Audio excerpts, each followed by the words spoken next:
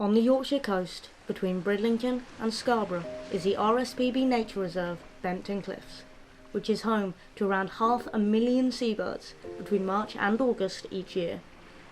These towering chalk cliffs provide the ideal breeding grounds for several species of birds that find themselves under threat from human intervention and environmental changes. The gentle kittiwake is synonymous with Benton Cliffs.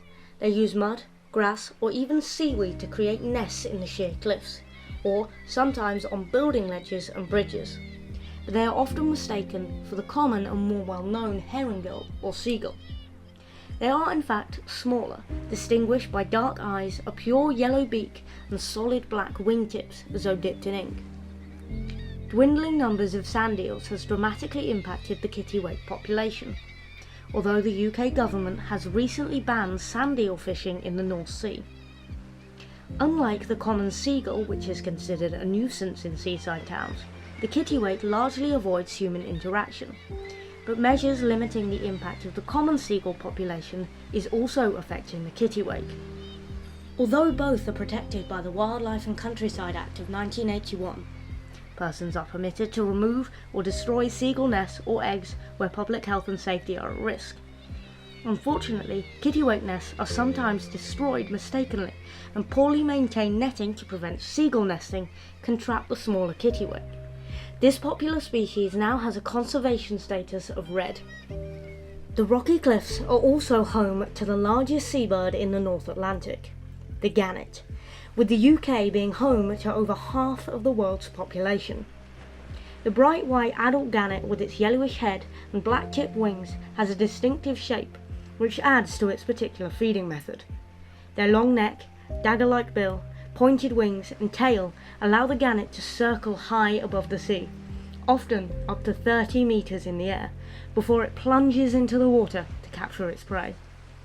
Their breeding numbers have steadily increased since the early 1900s and are now considered stable, although overfishing and climate change could provide challenges in the future due to the limited number of locations they currently nest.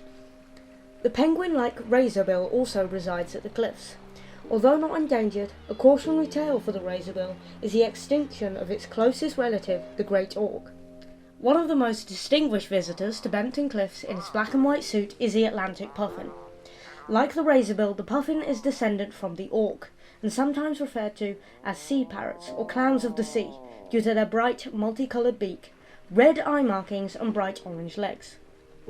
In the winter months, their beaks are dull and grey, making them less visible to predators. But during mating season, they become brightly coloured, ready to attract a mate.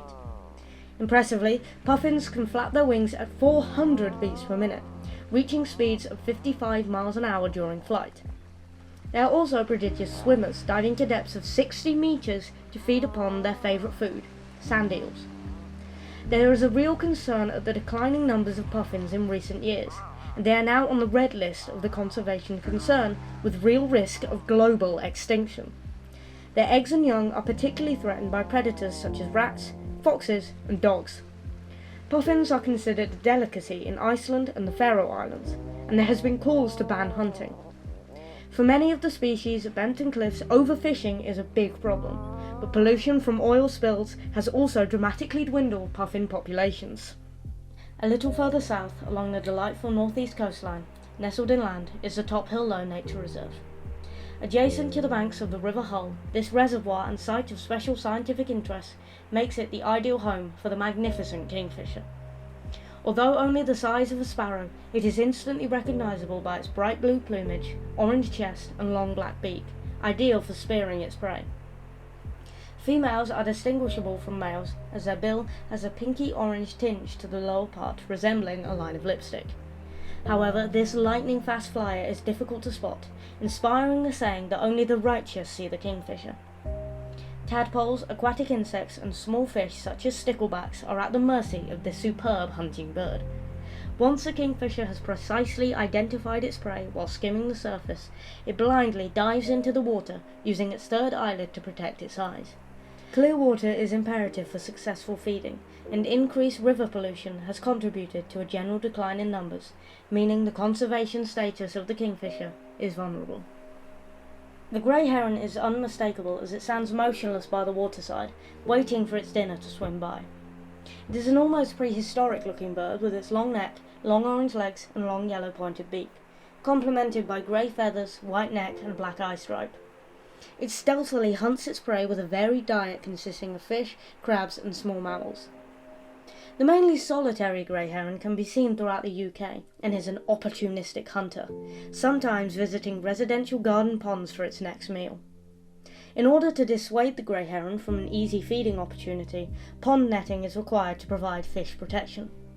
Its current conservation status is green, but it is very much dependent upon our waters remaining unpolluted. Also resident at Far Rings and Water's Edge, but also UK-wide, is the elegant mute swan. This very large white bird is identified by its long curved neck, rounded head and orange beak with a black bump on top.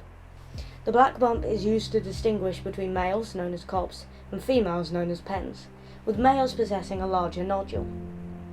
The elegance of the swan is observed in its effortless swimming as it gracefully moves atop the water, and the slow, regular wing beats when in flight. Swans usually pair for life, producing greyish-brown young known as cygnets, which are fearlessly protected by the territorial adults, with loud hisses employed to ward off potential threats. When this doesn't work, adult males have been known to fight to the death to protect their young from other swans. The conservation status has improved recently, with better protection in the UK and Europe, as the use of lead fishing weights have been banned, although discarded fishing lines and nest vandalism is still a significant problem in urban areas. In the UK, all unmarked mute swans are owned by the monarchy. However, ownership is only exercised by the King on certain stretches of the River Thames near Windsor. Other residents at Far Rings and Water's Edge, but also found widespread across the UK, are dragonflies and damselflies, and they can be distinguished by their size, flight pattern and wing position when stationary. The larger and more powerfully built dragonfly are faster and spread out their wings horizontally, whereas the delicate damselflies are slower and graceful in flight, as well as holding their wings perpendicular to their body. One of the most common damselfly in the UK is a common blue, and is distinguished from other blue damselflies by the bright blue stripe on its thorax. Like many damselflies, their colour changes as they mature. After molting, an immature adult known as a tenorel will be paler in coloration, with creamy white wings. This is also the case with dragonflies, but tenorels typically have no pre-adult coloration, making identification very tricky. When mature, the common darter dragonfly has a narrow red body, and as the name suggests, darts from a hovering position to surprise its prey. Although they are not listed as endangered, people are concerned as fewer and fewer of these beautiful insects can be spotted in places where they were once in abundance. Both butterflies and moths belong to the insect order of Lepidoptera, and their numbers are indicators of a healthy ecosystem. Typically, areas plentiful in butterflies and moths will also be rich in other invertebrates, providing added environmental benefits of pollination and pest control. They are distinguished by the time they are awake, their size, and markings. Butterflies will mainly feed during the day, are bigger and more colourful, although there are always exceptions to the rule. The five-spot burnet is a striking example compared to the normally drab-coloured wings of other moths, and can be seen flying at daytime, especially around coastal grasslands. It starts out life as a yellow-black caterpillar, with these colours serving as a warning to predators that they are poisonous. Once it emerges from its cocoon in the summer, it is identified by its glossy black forewings with 5 red spots. Again, these spots warn predators as these moths can release hydrogen cyanide when attacked. Although the burnet moths are common, several other moths, including the similarly coloured cinnabar, have specific legal protection in the UK, and is a species of principal importance. In fact, during the 20th century, 62 species of moths became extinct, and currently 81 moths are top priorities for the Conservation in UK Biodiversity Action Plan, as moths are exceptional pollinators. Another crucial insect in the ecosystem, and some would argue the most important, is the modest bee. Probably the most recognisable is the dozy yellow and black ball of fluff known as the bumblebee. But there are more than 250 types of bees in the UK, and many don't display the characteristic yellow and black stripe markings. There are social bees such as the bumble and honeybees, as well as solitary bees like the mason and mining bees. Although the bee is so important, they are in severe decline, with habitat loss, pollution and climate change causing numbers to plummet. The world's food supply is critically dependent upon bee pollination. Their fine hairs upon their abdomen and legs mean they are much more efficient at pollinating than most other insects and even the wind. It is estimated that in the UK it would cost farmers £1.8 billion to manually pollinate crops.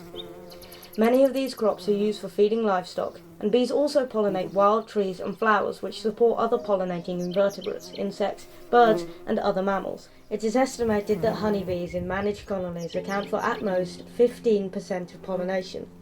Therefore, the emphasis is very much on wild bees. Our existence is dependent upon reversing the decline by enhancing bee habitat in the countryside and urban areas, as well as banning the use of bee-harming pesticides. A garden visitor and the star of the Wildlife Trust logo is one of the UK's well-known species, the black and white striped badger. Badgers live in large family groups in underground burrows called a sett. Cubs are born in January and February and spend the first few months underground before venturing out in spring when the weather is warmer. Their strong front paws are useful for digging food, and they feed on small mammals, birds' eggs, fruit and plants, although their particular favourite is the earthworm, which they can consume in vast numbers. They are also one of the few predators of hedgehogs, and their thick skin and long claws help them avoid the hedgehog's spiny coat. Although badgers are considered nocturnal, they will forage in the day if food is in short supply. They are known to spread bovine tuberculosis, causing huge financial issues for farmers due to the large number of cattle deaths. However, there is conflicting evidence as to whether the culling of the badger population decreases the transmission of bovine tuberculosis. The National Trust do not allow culling of badgers on their properties, and the Wildlife Trust suggests that vaccinations of cattle against bovine tuberculosis would be more effective. Another, in some cases unpopular garden visitor is the bushy-tailed red fox, the only species of wild dog in the UK. This born survivor is equally at home in the countryside and city streets, and isn't fussy about what it eats. They will happily munch on small mammals, birds, frogs, worms, berries and fruit, as well as food scraps discarded by humans either on the streets or in bins. They are instantly recognisable with their orange-red fur, white abdomen and black-tipped ears, and are most active at dawn and dusk, although it isn't unusual to see them in the daylight, particularly in urban areas. The number of foxes has steadily increased, but a recent survey suggested that overall numbers have declined. Our last garden regular is the spiny hedgehog, known as the gardener's friend, with its diet consisting of slugs, beetles and caterpillars.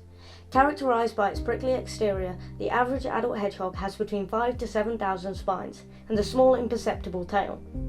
They hibernate between November and March in sheltered spots in nests made from leaves, which is why it is important to check bonfires before lighting. Hedgehogs typically sleep during the day, becoming most active at night, and although they have poor eyesight, they have an excellent sense of hearing and smell. Baby hedgehogs, known as hoglets, are typically born in June and July, becoming independent 5 to 6 weeks after birth. In an evening, a hedgehog can travel up to 2 miles foraging for food. Sadly, hedgehog numbers have drastically declined, although it is difficult to be completely accurate. It is thought that over a period of 60 years, numbers have dwindled from 36 million to around 1 million. Be careful when using garden tools such as trimmers, reduce the use of pesticides that can kill hedgehog food supplies, and leave an area of the garden to grow wild, providing a safe haven for hibernation. This film was set out to bring awareness to the dwindling population numbers of some of Britain's most iconic species. These creatures have been affected by climate change, overfishing and destruction of habitat, to name a few. However, this can all seem out of our hands. So what can we do to protect our British wildlife? You could increase the number of bee-friendly plants in your garden. You could provide access holes and a safe area for hedgehogs. It's important to do whatever it takes to prevent the decline of our wonderful wildlife.